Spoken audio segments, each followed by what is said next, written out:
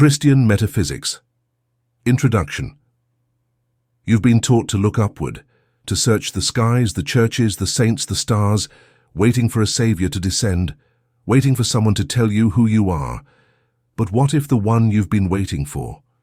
Was it never meant to come from outside? What if the return of Christ isn't a moment in time, but a moment of remembrance? A moment when you stop searching and start awakening. Welcome to the Middle Book, the channel where ancient truths rise again, not as belief, but as direct experience. This is not a religion. It is not a sermon. It is not an echo of old traditions. This is the quiet reappearance of what was once hidden, because there is a truth so luminous, so liberating, that if you understood it even for a second, your entire life would begin to shift. Here it is. Christ is not a man in history. Christ is a living presence inside of you, not a metaphor, not poetry, a force, a law, a divine spark that has waited silently in the depths of your being for you to stop kneeling before the outer world. And finally, remember what already lives within you. Jesus did not come to start a religion. He came to reveal a path. He did not ask to be worshipped. He asked us to awaken. His words were not sermons. They were spiritual instructions, formulas of inner alchemy. He said, "The kingdom of God is within you." And we, in our longing and our fear, turned that radiant teaching into ritual, turned that living path into doctrine, turned a guidepost inward, into a monument outward. But before the cathedrals, before the councils, the earliest followers of Christ sat in silence, not to memorize, but to remember, not to obey, but to realize. They were taught not just stories, but the structure of the soul, the way energy moves through thought, the way prayer aligns with law, the way the divine is not reached but revealed. And here's what they discovered. The I am that spoke to Moses in the desert still speaks. It is not outside of you. It is you when you become still enough to hear. If you bring forth what is within you, Jesus said, what you bring forth will save you. If you do not bring it forth, it will destroy you. Not judgment, not punishment, but the consequence. This is not mythology. This is not philosophy. This is metaphysical Christianity, a teaching so clear, so powerful, that even modern physics can barely keep up. You are not here to beg. You are here to declare, to align your word with your faith, and to create. Whatever you ask in prayer, Jesus said, believe that you have received it, and it will be yours. Not maybe, not someday, a spiritual law, fixed and unfailing. And yet this truth was buried, not lost, only hidden, hidden beneath fear, beneath control, beneath centuries of forgetting. But now the world is remembering. Now you are remembering. You were never meant to shrink in guilt. You were meant to rise in light. You were never meant to worship from afar. You were meant to embody the presence. The divine is not outside of you. It is the very essence of you. It is not something you chase. It is something you awaken. And once awakened, you begin to live, not as a servant, but as a creator. This is the Christ within, not a myth, not a man, but the true self, resurrected. You are not here to earn love. You are here to remember that you've never been separate from it. And now the voice you silenced speaks again. Now the kingdom you thought was distant turns out to be home. So the only question that remains is, will you remember? Because the door has never been locked, and the Christ has never left. Let us begin. Chapter 1. The Christ Within You. The world has often looked for Christ in the wrong places, searching outward, when all along the true Christ was waiting in the quiet sanctuary of the heart. There is a vast difference between the historical Jesus and the living Christ. Jesus, the man, walked the roads of Galilee and left us the greatest blueprint for spiritual freedom ever given. But Christ is not a historical figure locked in time. Christ is a spiritual presence, a divine flame dwelling silently within every man, woman, and child. This Christ is not tied to any particular religion, race, or culture. He belongs to no age and to every age at once. He is the eternal Spirit of God, individualized in each soul. A power, a light, a principle of transformation. His home is not in stone temples or on distant thrones. His home is within you. Throughout history, mystics have whispered this truth from the corners of monasteries and the depths of silence. In ancient Egypt, they spoke of the Ba, a fragment of divinity that descends into the soul. In India, they called it the Atman, the higher self that is one with Brahman. And in the Gospels, Jesus said it plainly. The kingdom of God is within you. That is not poetry. That is a revelation. But over the centuries, this luminous truth was veiled beneath doctrines and rigid theologies. The message became a religion, and the religion became a system of outer beliefs. We were taught to worship Christ in history, but not to awaken the Christ within our own souls. And so, many have adored the form while forgetting the power behind it. If Jesus were among us today, his words might be different, but his meaning would be unchanged. Perhaps he would speak of energy fields and frequencies. Perhaps he would speak of consciousness, vibration, or the quantum nature of the mind. But his message would remain this: you are not separate from God. You carry the divine presence within you, and once you awaken to it, everything begins to change. This awakening is not theoretical, it is transformational. It is not enough to believe in the Christ intellectually. You must live from the Christ, think with the Christ, love through the Christ, and act as the Christ.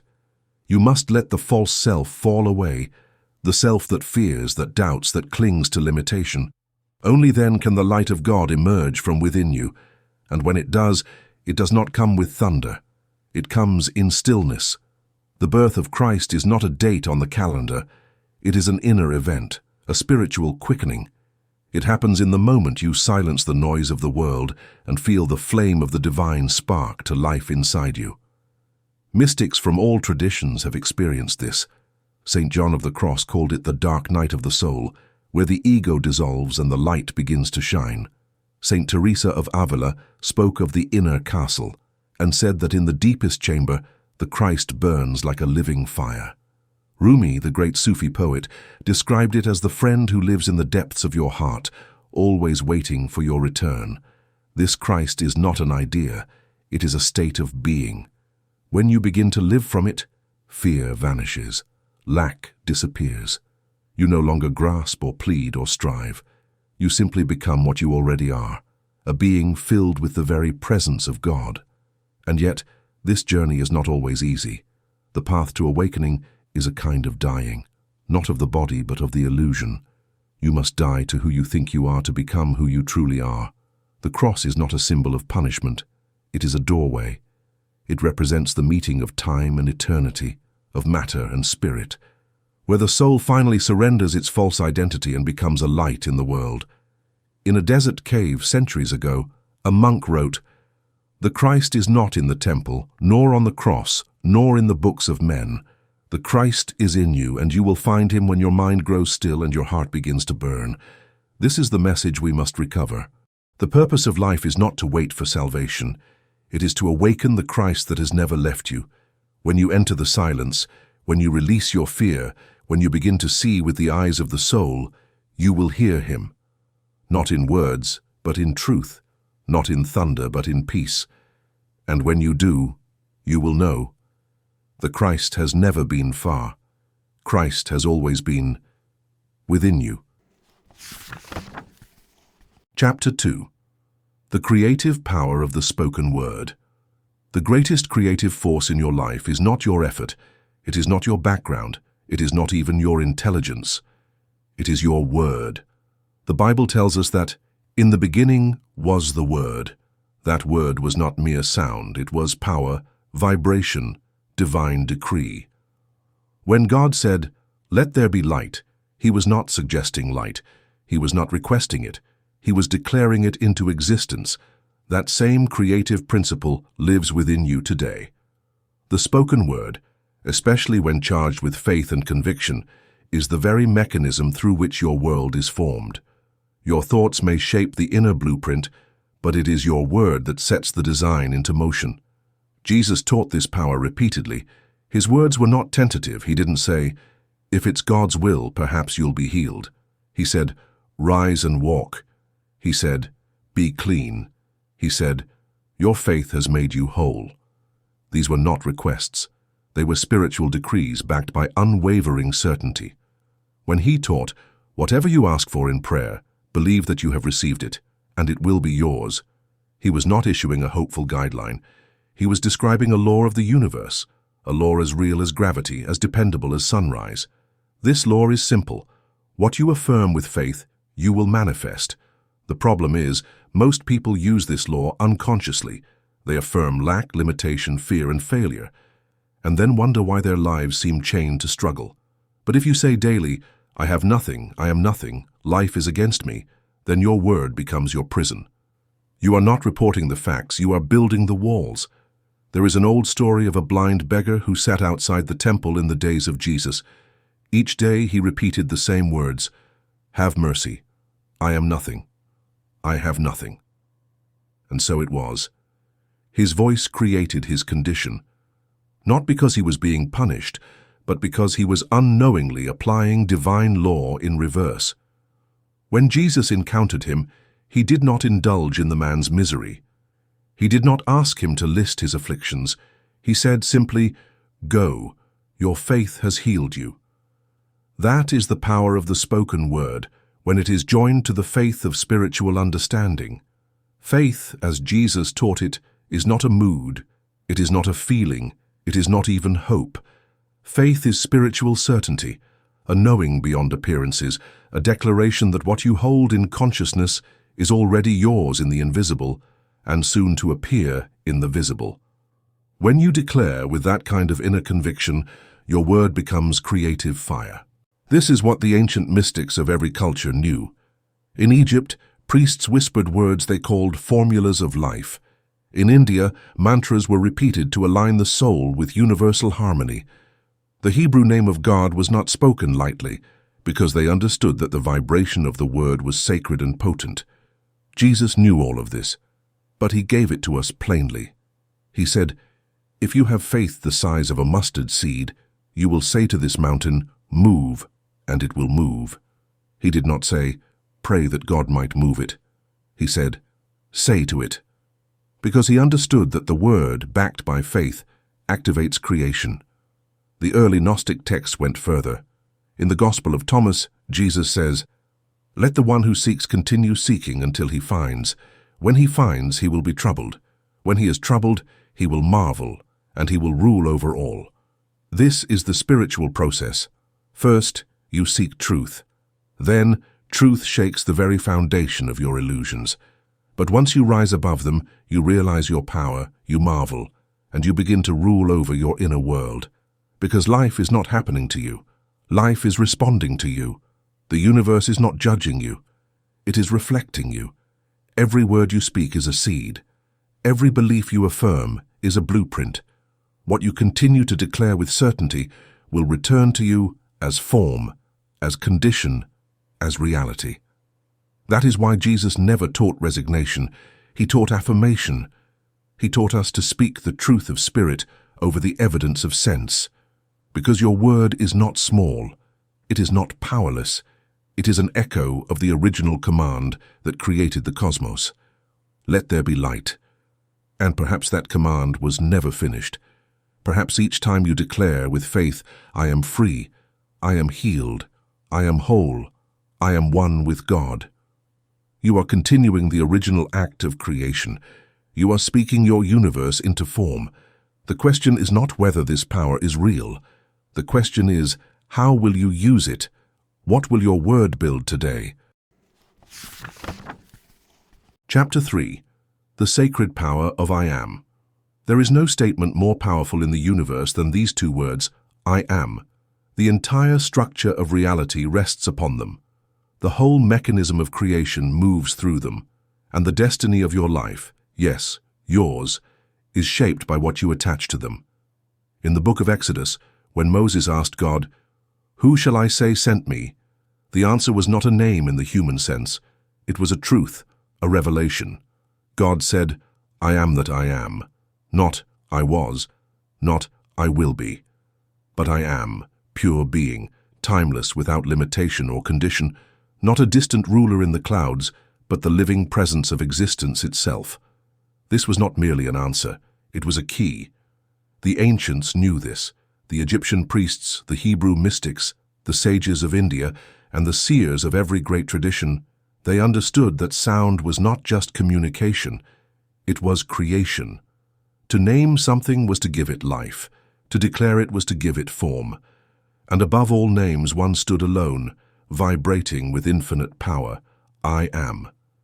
In the Kabbalah, the sacred name of God, the Tetragrammaton, is not a word to be spoken lightly. It is not a label. It is a vibration hidden in the very structure of the cosmos. It represents the eternal I, the foundation of being itself. Jesus understood this, and that is why he did not say, "He is the light."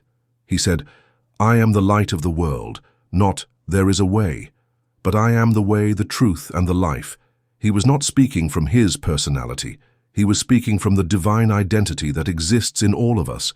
He was showing us how to claim our own spiritual authority, not someday, not after death, but now.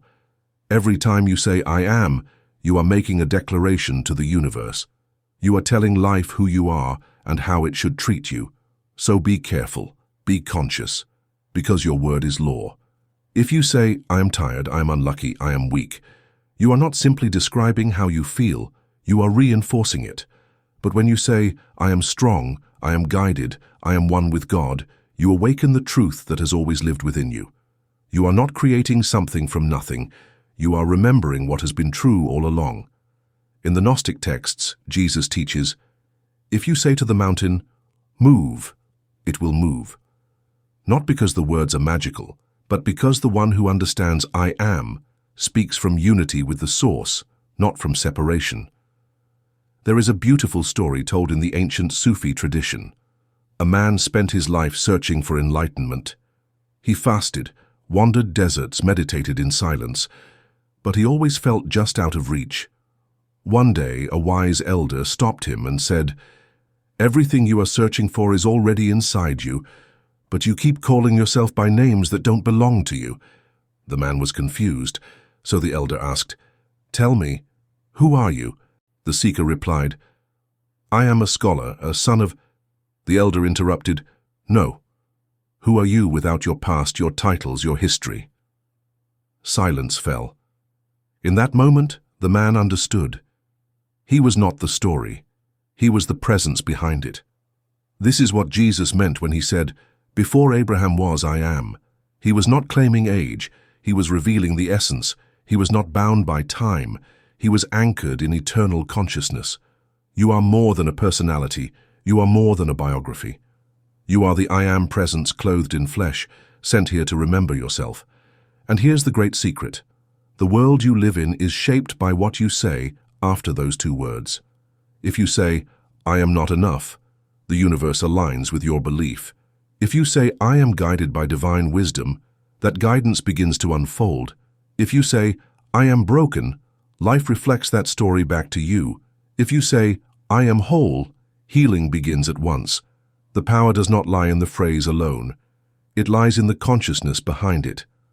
That is why the sages of Egypt remained silent for years before they ever spoke a sacred word. They understood that the word is a force, and that what is spoken with intention becomes law in motion. In truth, the creation spoken in Genesis, "Let there be light," was never a one-time event. It is still happening. It is happening through you. Each time you declare, from the center of your soul, "I am," you continue the original work of creation. You speak into the void and bring forth light. You awaken what was asleep. You give form to the formless. So the question is not whether you are using the power of I am. You already are. The real question is, what reality are you building with it? Chapter 4. Miracles as the blueprint for inner transformation. Natural law is not suspended in a miracle. It is the disclosure of a higher law that has existed but is rarely comprehended. Jesus did not perform his greatest miracles to impress the multitude. They served as practical teachings in the divine science of self-transformation and examples of spiritual truth. A living parable, each miracle was a tangible manifestation of the inner truth that Jesus came to teach. Because the resurrection of the dead and the transformation of water into wine are not the real miracles. The awakening of consciousness is the real miracle. Christ's healing, multiplication, resurrection, and dominion over nature were all disguised teachings, the outward manifestation of an unseen change. Divine privilege was not something he was flaunting. He was urging us to live by the heavenly principle that he was presenting. Consider his first known miracle, which occurred at the wedding at Cana and included turning water into wine. This would appear to be a straightforward gesture of kindness to the untrained eye.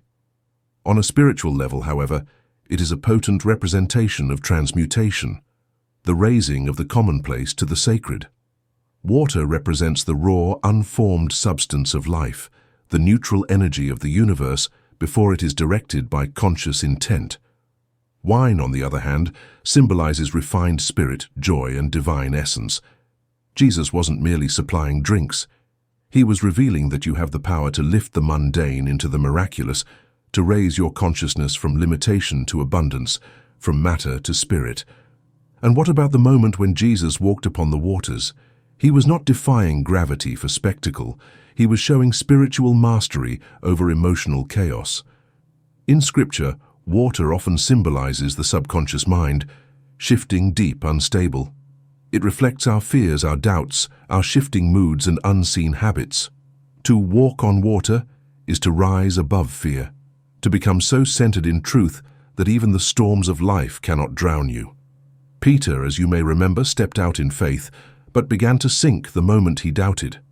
This too is a lesson. You can only walk on your personal storm when your faith in the divine within you remains unwavering. Then there is the miracle of the loaves and fishes, 5 loaves and 2 fish, feeding thousands. What is the deeper meaning here? Loaves represent spiritual understanding, the nourishment of divine wisdom.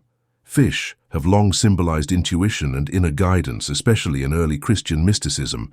So when Jesus multiplied them, he was demonstrating the expansive nature of divine consciousness.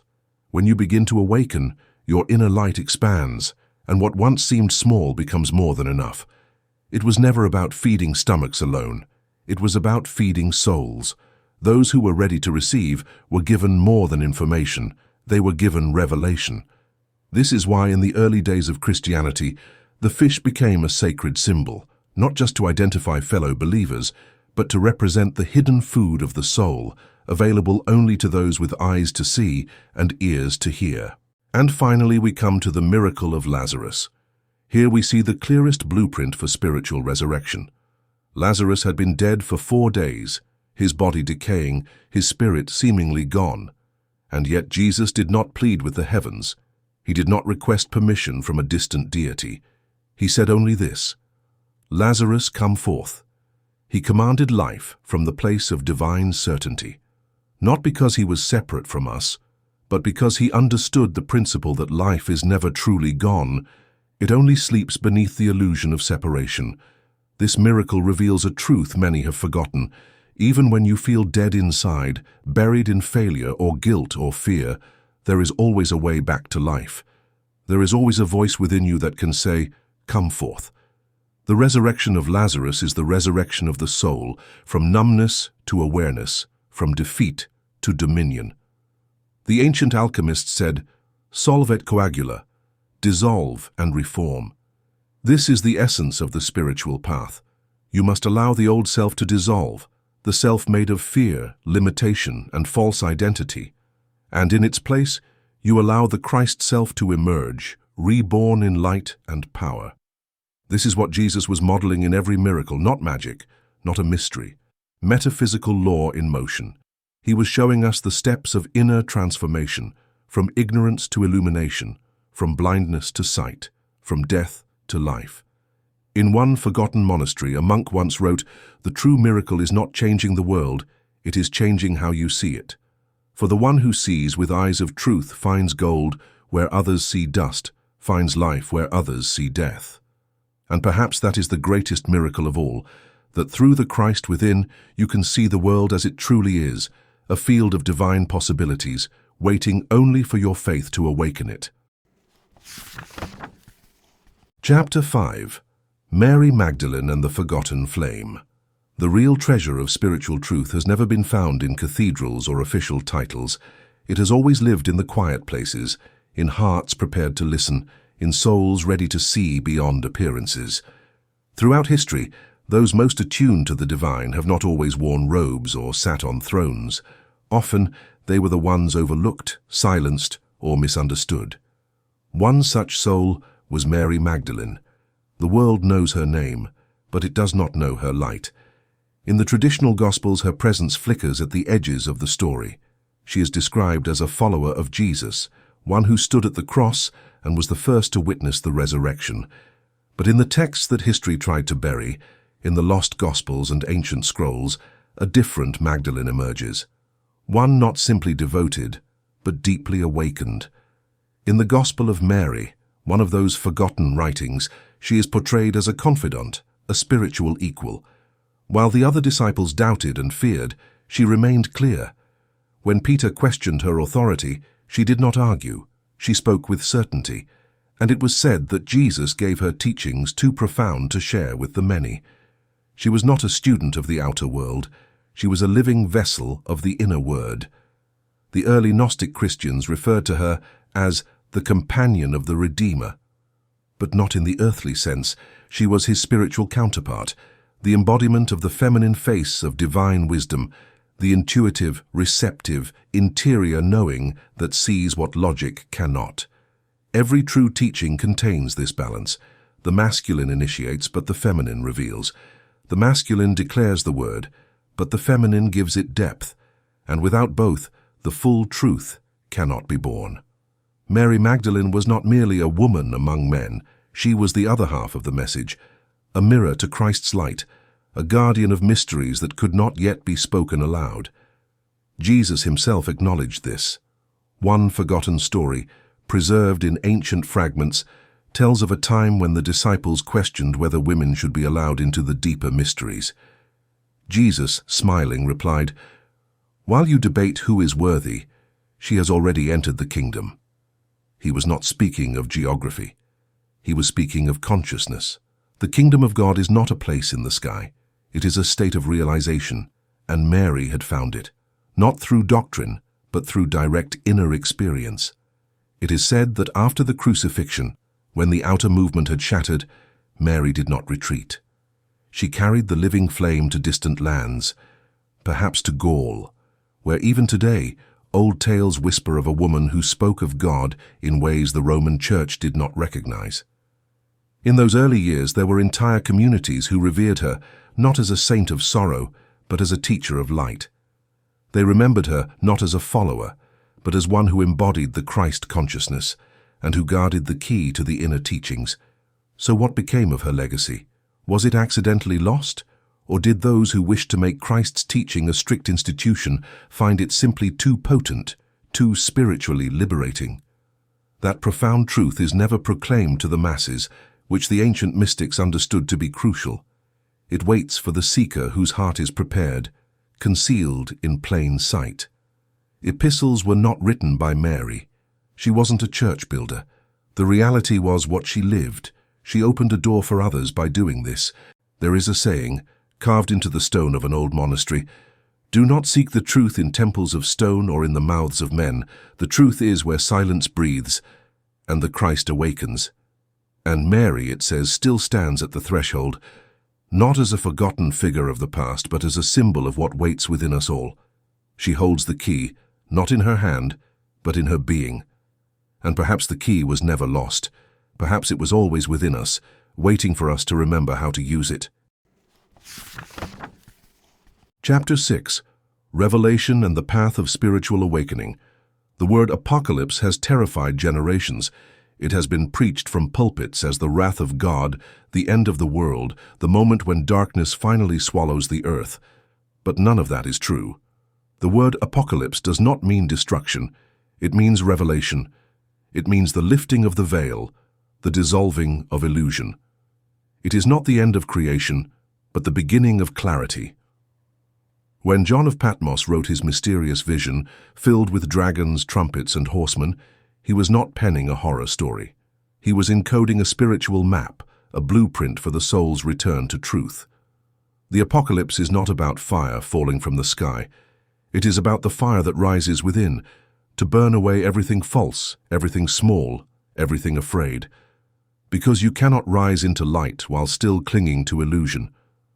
Every image in the book of Revelation, the 7 seals, the 4 horsemen, the fall of Babylon, is a symbol of inner transformation. Each one represents a force, a lesson, a stage in the spiritual journey. These are not prophecies of destruction. They are metaphors of awakening. And like all awakenings, it begins with a shaking. The soul must be stirred, the ego must be challenged, the old structures must fall. This is not punishment, it is purification. The ancient alchemists called it nigredo, the blackening, the breaking down of the false identity.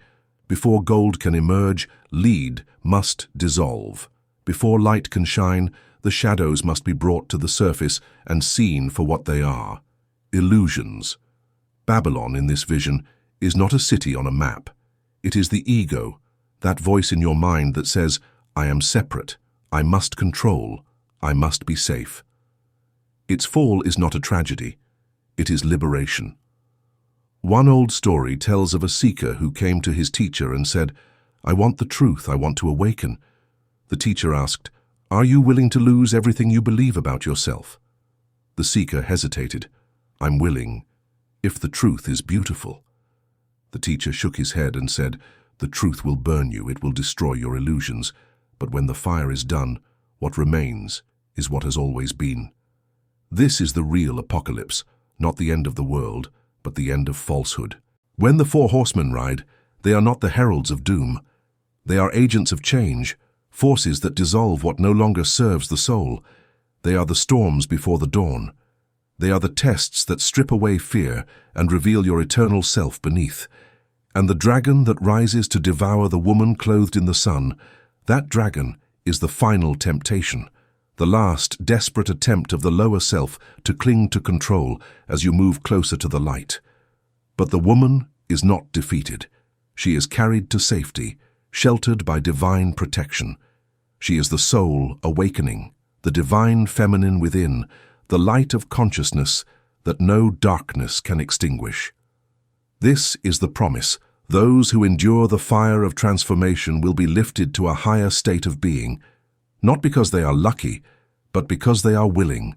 And then, at the end of the vision, we are shown something extraordinary. The New Jerusalem, a city of gold and crystal, no darkness, no temple, no sun, because the light of God is everywhere. This city is not a location. It is a state of consciousness, the final resting place of the awakened soul. It is not a place you go to after death.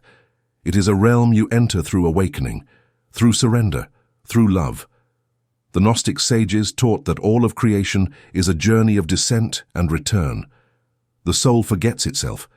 It falls into the illusion of separation. It wanders through the material world, seeking something it cannot name. And then, one day, something stirs, and the return begins. This return is not easy. It is filled with challenges, with moments of despair, with long nights of doubt. But the one who holds to the truth, who chooses love over fear and spirit over self, will find that they were never truly alone, that every step was guided, that every shadow was part of the unveiling. In a forgotten scroll hidden in the sands of the East, a simple line was found: Do not fear the end. It is not the end at all. It is the rising of what has always been within you. So perhaps we are not waiting for the apocalypse. Perhaps we are living in it. And the real question is not, when will it come? The real question is, are we ready to wake up? Chapter 7. The Adversary Within. Ego, Illusion, and the Path Back to Light. Satan is not a creature with horns, red skin, and a pitchfork. He is not hiding in the shadows, waiting to drag you into darkness. He doesn't live in some fiery underworld. The real adversary is closer than that. He whispers in your own mind, wearing the voice of fear, pride, and doubt. The adversary is not a person. He is a condition of consciousness, a false sense of identity that arises when we forget who we truly are. The fall did not happen in heaven. It happens every day, in the moment you believe you are separate from God, unworthy of love, or bound by limitation. The Hebrew word Satan simply means the adversary. It is not a proper name. It is a symbol for resistance, for the voice that opposes your growth, that fears the light, that thrives in illusion. In that sense, Satan is not your enemy.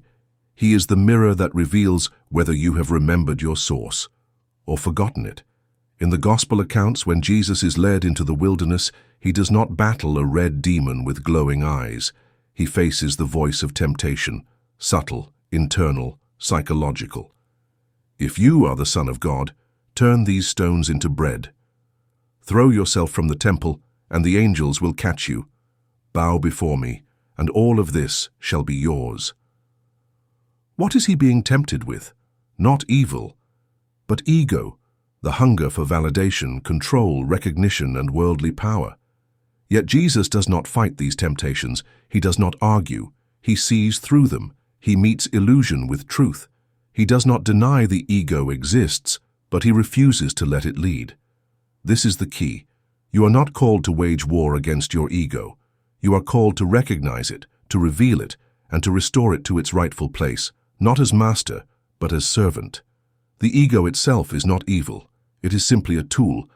It helps you navigate the world of time and space, but when it forgets that it is only a vessel and begins to believe it is the whole of who you are, that is when it becomes the adversary. The real fall, then, is not from grace. It is from awareness. It is the soul's descent into matter and forgetting.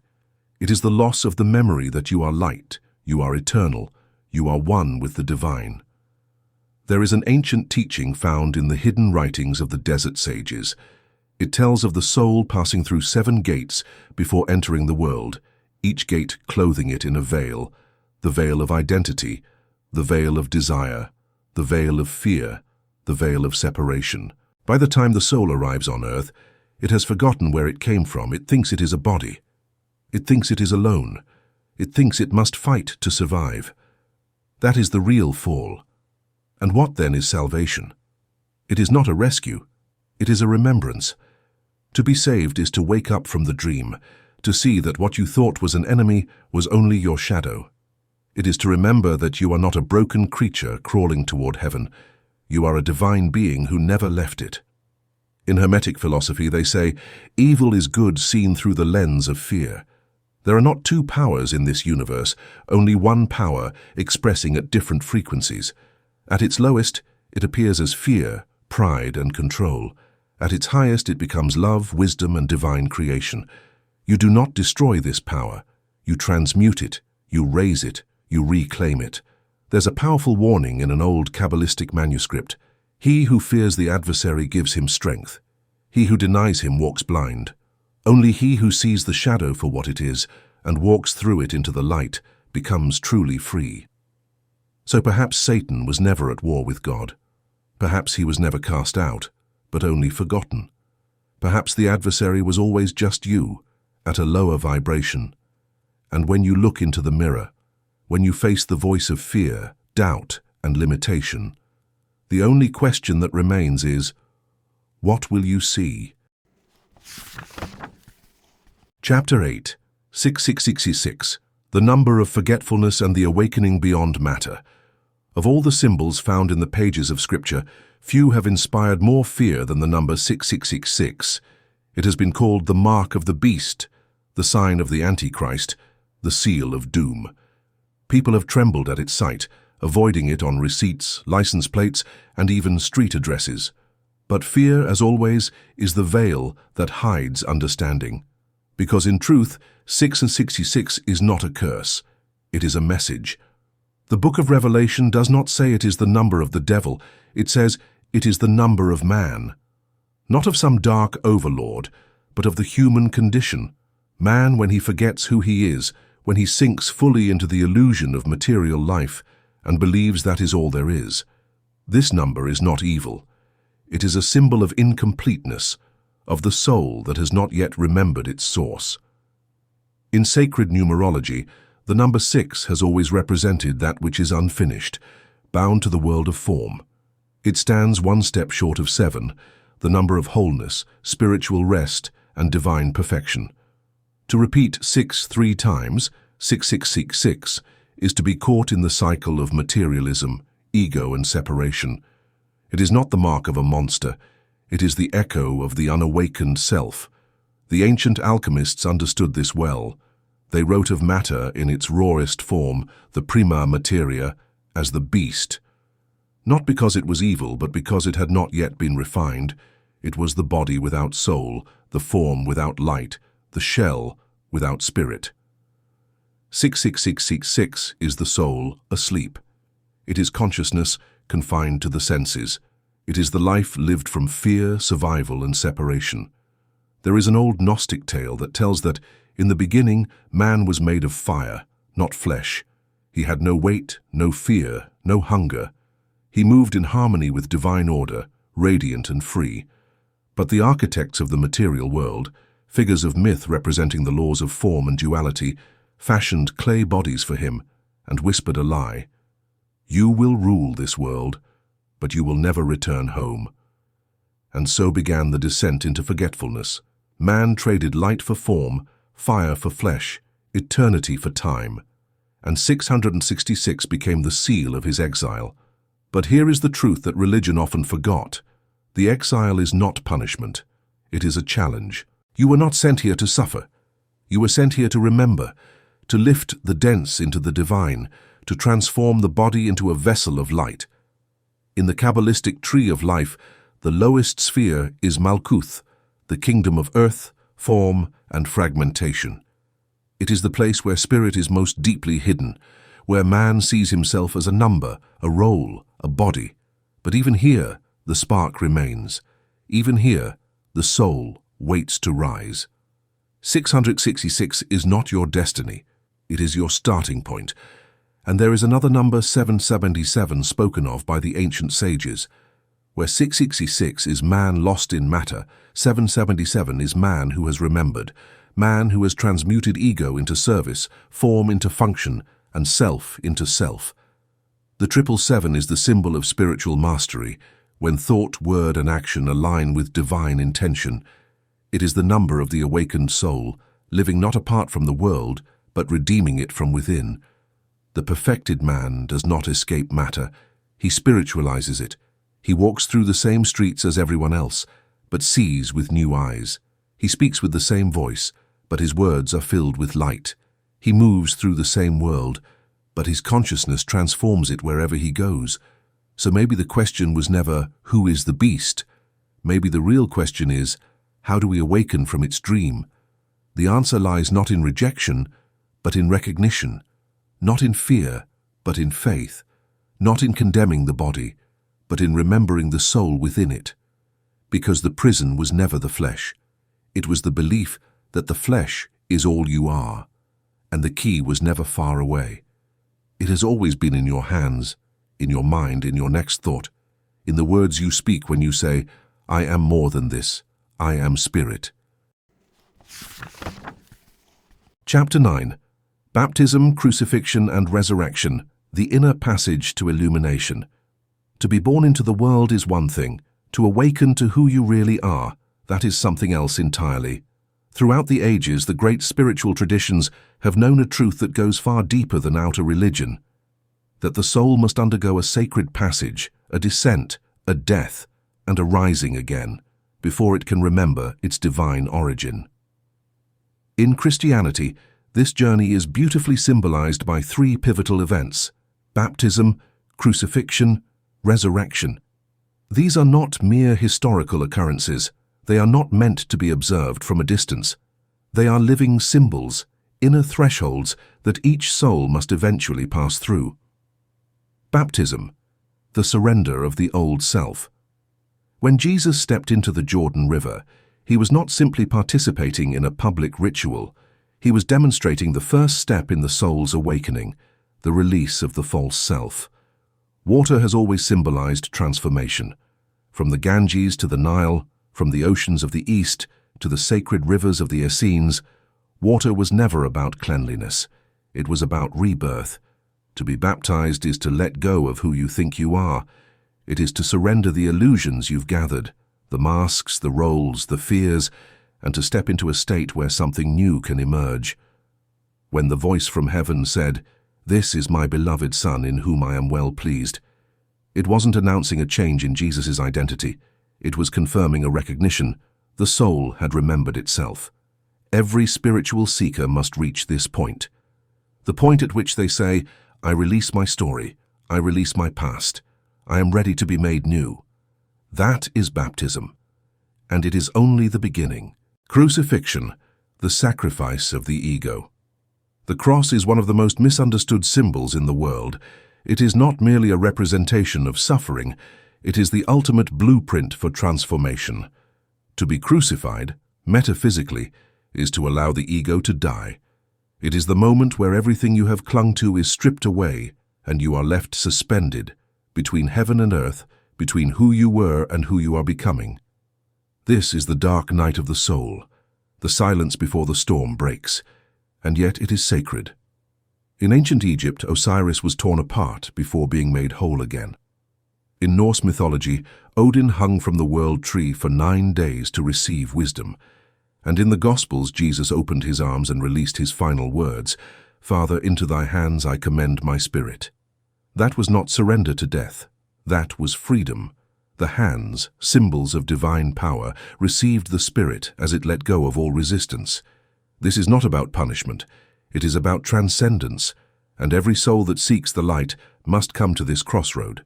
You do not suffer to be punished. You are stripped of the illusion so that what is eternal may shine. This is crucifixion. And on the other side, something waits. Resurrection. The return in light. The stone rolls away. The tomb is empty. But what emerges is not the same as what entered. Resurrection is not a return to the old life. It is the beginning of a new order of being. You are not simply restored. You are transformed. When Mary Magdalene saw the risen Christ, she did not recognize him at first. His form, his energy, his essence had changed. He had stepped out of limitation and into light. He had become what we are all destined to become, a being no longer defined by matter, but by spirit. In the Kabbalistic tradition, to reach this state is to move beyond the lower worlds, to live in unity with divine intelligence, unbound by the illusions of time or separation. The Sufi mystics speak of dying before you die, and those who do, they say, become mirrors of the eternal. Jesus did not rise to prove his power. He rose to show us the way back. The resurrection is not his alone. It is your inheritance. And it is not found in the future. It is a present reality for those who are ready to leave the tomb of old thinking and walk into the morning light of awakened consciousness. The threefold path within you: baptism, crucifixion, resurrection. These are not events to be believed in. They are doorways within your own soul. You will be called perhaps more than once to step into the river of change, to lay down your stories, to become still and open. You will face the cross, the loss of what is false, the death of what is small. And if you walk through with faith, you will rise, not as a version of your old self, but as someone new, someone true, someone lit from within. There is an old inscription found in the remnants of a desert monastery. It reads, "Death is not the end, but the bridge. He who crosses without fear awakens. He who awakens shall never sleep again." So perhaps the real question is not, will we rise again? Perhaps the real question is, are we ready to die before we die so that we may truly live? Chapter 10. Forgiveness, the great release of the soul. There are chains in this world that cannot be seen. They are not made of iron or locked behind bars. They are made of memories, old wounds, unresolved griefs, and unspoken pain. And though they are invisible, they hold the soul more tightly than any prison ever could. The ancients called this karma, not punishment, but pattern. It is the echo of what we have not yet understood, the repetition of a lesson still waiting to be learned. You see, nothing in the universe is arbitrary. every action carries its echo, every emotion sends out a vibration that returns in time. Not because God is judging you, but because life reflects what we hold within. What we do not forgive, we relive. Jesus knew this, and this is why he taught forgiveness not as virtue, but as law. Forgive us our debts, as we forgive our debtors. This simple line in the Lord's Prayer is more than a plea. It is a spiritual equation. It teaches that what we release from others, we release from ourselves, that the measure we give is the measure we receive, not as a threat, but as a mirror. Nothing binds us more than resentment. Nothing frees us more than release. There's a tale from the Sufi tradition. A man, burdened with a thirst for justice, wandered through lifetimes chasing his enemy. In one life it was a soldier, in another a lover, in another a brother. Each time the wound returned in a new disguise, and each time he sought vengeance, until, in one lifetime, when finally his enemy lay before him defenseless, the man lifted his sword and then let it fall to the ground. In that moment something broke open in his soul, not in defeat, but in revelation. He saw the truth. He was not freeing his enemy. He was freeing himself. Because karma is not a sentence, it is a cycle. It continues only while we hold on. Forgiveness is not weakness. It is the highest expression of spiritual power. Jesus on the cross gave us the ultimate example. As he looked into the eyes of those who mocked him, struck him, and pierced him, he did not curse. He did not call down wrath. He said, "Father, forgive them, for they know not what they do." He was not excusing their actions. He was performing the greatest alchemy, transmuting suffering into love. He did not do it for their benefit. He did it to complete his own freedom. Because what we do not forgive, we carry, and what we carry, we become.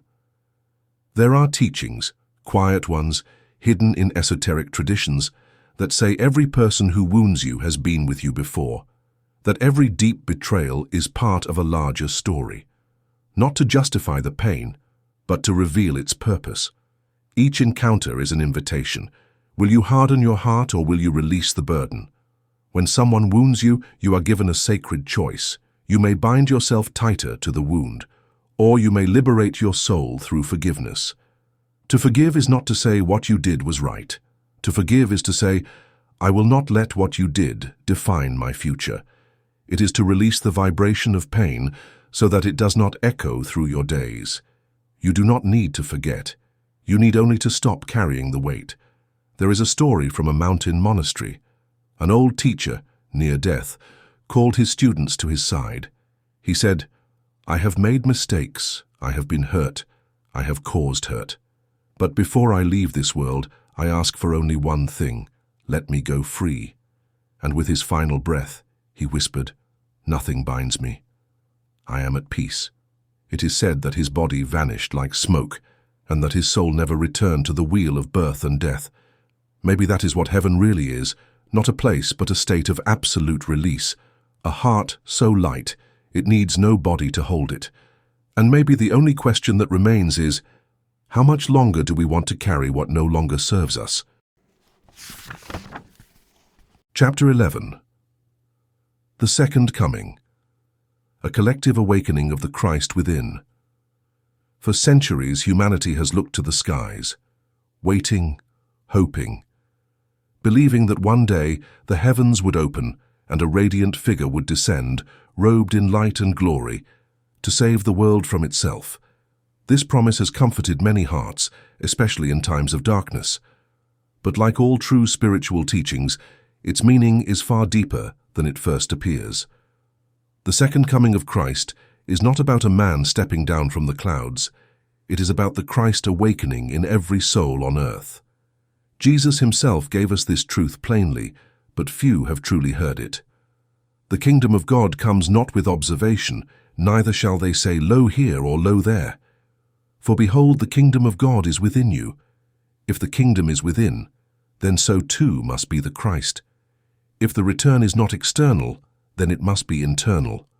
This is the great secret hidden in plain sight. The second coming is not a date on the calendar. It is a rising wave of spiritual remembrance, a collective shift in consciousness. where humanity begins to live from the soul, not the self. In the teachings of the early Gnostics, Christ is not confined to a single man or religion.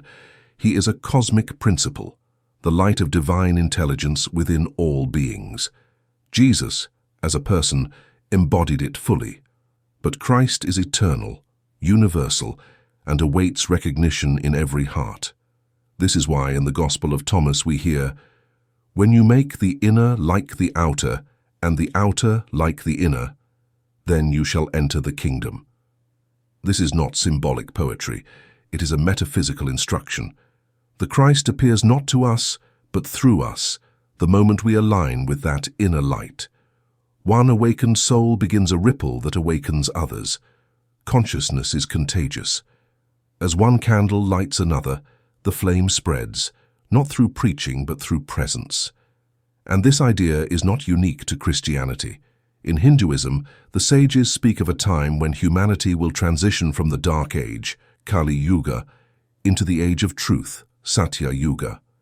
In Buddhism, the Bodhisattva does not escape the world, but stays to assist others in remembering their divine origin. And in mystical Judaism, it is said that when enough sparks of holiness are gathered, the whole world will rise in light. The Book of Revelation, so often misread as a prophecy of destruction, is truly a revelation of awakening. The word apocalypse does not mean catastrophe, it means the unveiling. When Jesus said, "You shall be transformed in the twinkling of an eye," he was not speaking of a global disaster. He was speaking of a shift in perception, an inner resurrection that happens when we stop identifying with the world of form and awaken to the world of spirit. The veil is not outside. It is the illusion in the mind that says, "I am separate." But when that veil falls, when we remember that we are not body seeking God but spirit expressing through form, then the Christ has come again. There's a Tibetan story of a disciple who waited his whole life for the return of his master. He believed that when the master came again, the world would be made right. Years passed, no one came. One day, as the disciple meditated on a high mountain, he had a vision. He saw the face of his teacher in every person he met, in the beggar, in the child, in the weeping mother. And in that moment, he understood. The master had never left. He had simply changed his form. And so it is with Christ. He does not return as a single figure to rescue us. He awakens as a presence within us, in every act of love, every flash of understanding, every moment when we rise above fear and remember who we really are. If the second coming is collective, then it begins not with thunder, but with stillness, not with signs in the sky, but with the quiet choice to live from truth rather than illusion. In a scroll found in the caves of Qumran, a simple line reads, "When humanity remembers its origin, the Son of Man shall appear in every heart. And heaven and earth shall no longer be divided." So perhaps Christ never left. Perhaps he has been here all along. In every soul that chooses peace over violence, in every being that gives rather than takes, in every heart that remembers its light. And if this is true, then the only question that remains is, when will we open our eyes? Chapter 12. Bread, Wine, and the Living Energy of the Soul. The Last Supper was not just a farewell meal. It was a spiritual initiation, a sacred act in which matter and spirit were united, and a deeper current of truth passed silently from master to disciple. The disciples believed they were gathered for a final moment of fellowship, but Jesus knew otherwise. He was preparing them for the awakening of a new consciousness. When he took the bread and broke it, when he lifted the cup and offered it, he wasn't performing a religious rite. He was activating a spiritual blueprint, planting the seeds of light in those ready to receive it. The bread, substance transformed. This is my body, given for you. In those words lies a truth far greater than the physical. Since the beginning of civilization, bread has stood for the basis of life, the raw substance from which shape develops. Bread was offered to the gods in ancient Egypt as the soul's nourishment. Manna is said to have fallen from heaven in Hebrew tradition. In the mysteries of Eleusis, visions of eternity were obtained after consuming sacred bread. Jesus, however, was referring to the subtle body, the unseen matrix that underpins all material form. When he talked of bread, not to flour and water, he was presenting a transmuted substance, the body of enlightened consciousness instead of food. This was referred to the alchemists as the prima materia, or the unprocessed energy of creation that turns into gold.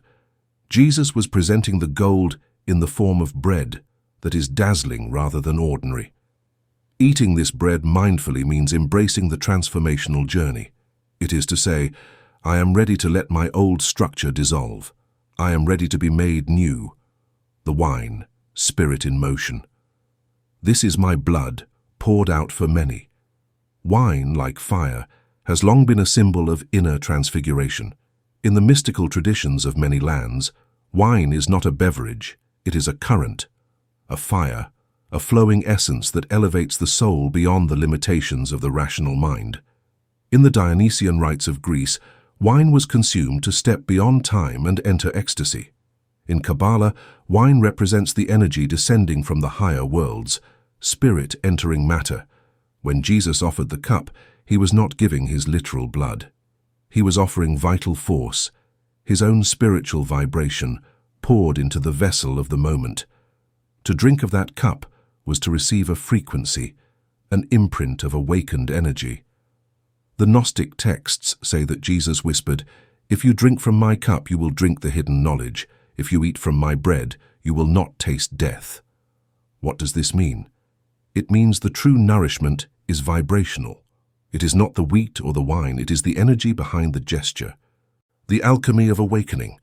The Last Supper was not a farewell, it was a transmission. In that quiet, lamplit room, Jesus embedded codes of light into bread and wine. He spoke not only to the ears of his disciples, but to their inner being.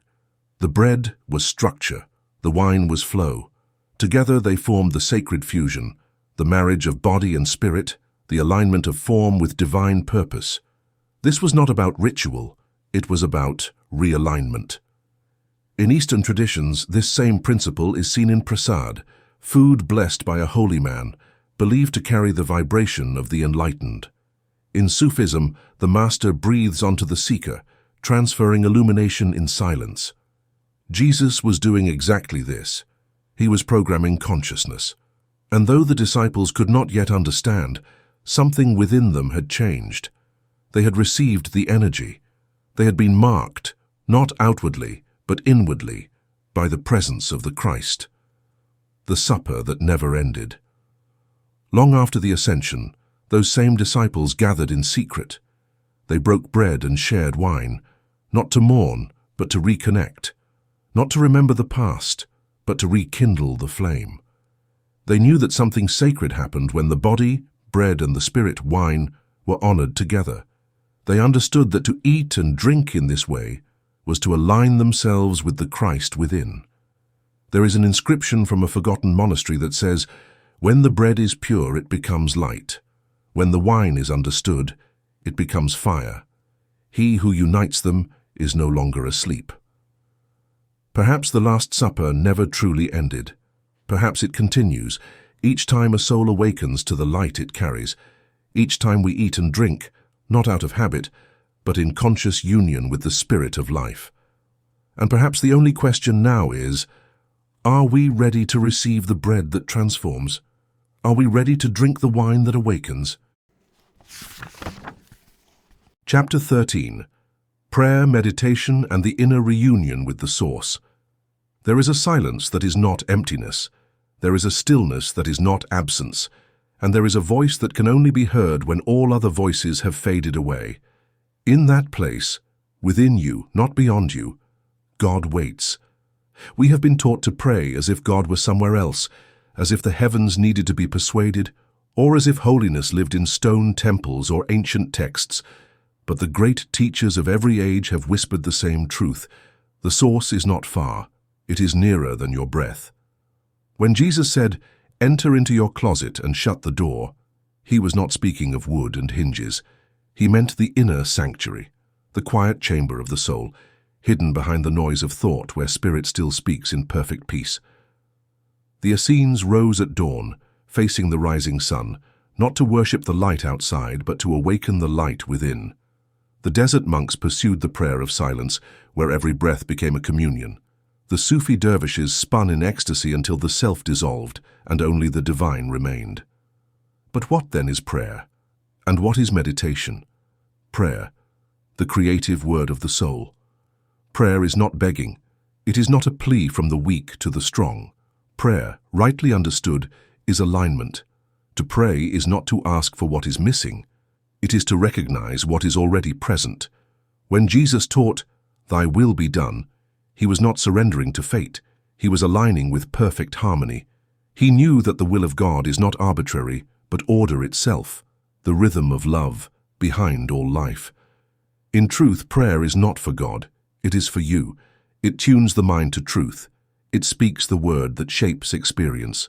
The spoken word, when charged with spiritual understanding, becomes creative fire.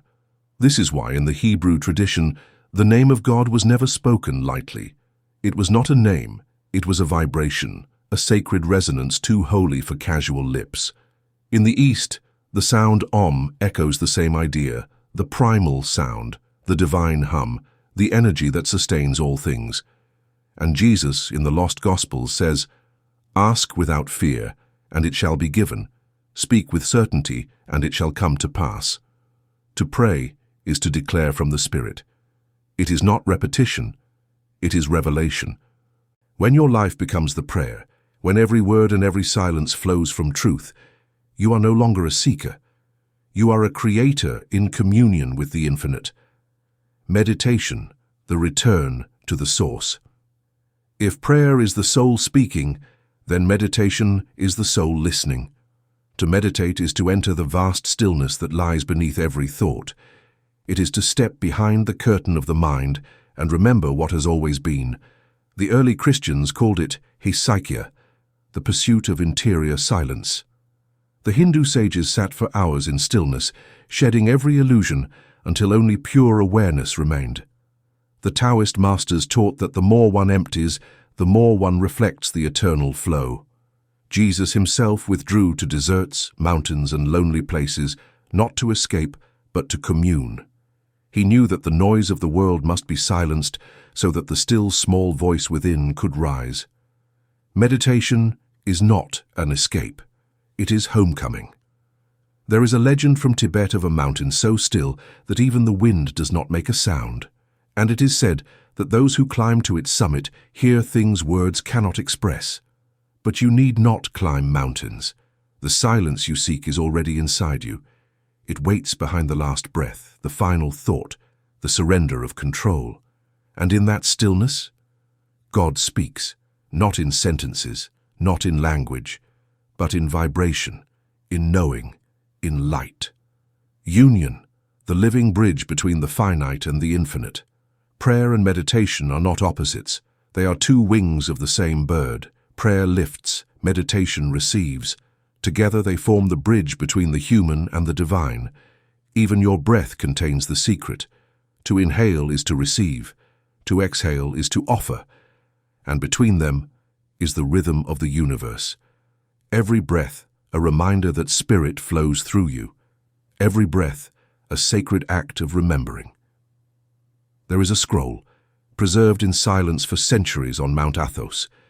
Its inscription reads, "Pray as though you have already received. Meditate as though you never asked. Then the door shall open on its own." Perhaps the path was never outward. Perhaps the source was never far. Perhaps God has always been whispering in the silence, waiting for us to stop and listen. And now the only question that remains is, who is willing to enter? Chapter 14. The Awakening of the Christ in the New World. The sun rises, not just upon a new day, but upon a different world.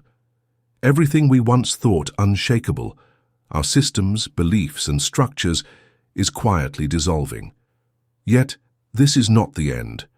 It is the beginning of something truer, something more luminous that does not descend from above, but awakens from within.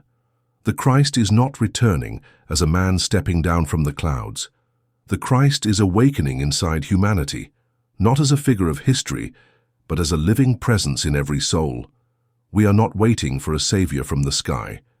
We are beginning to remember that the divine never left. It has always been planted in the core of our being, waiting for us to open our eyes. Mystics and sages long ago murmured this truth. Christ is a principle, an eternal spark that resides within every individual rather than a name or label. Jesus states, "The kingdom is both inside and outside of you," in the Gospel of Thomas.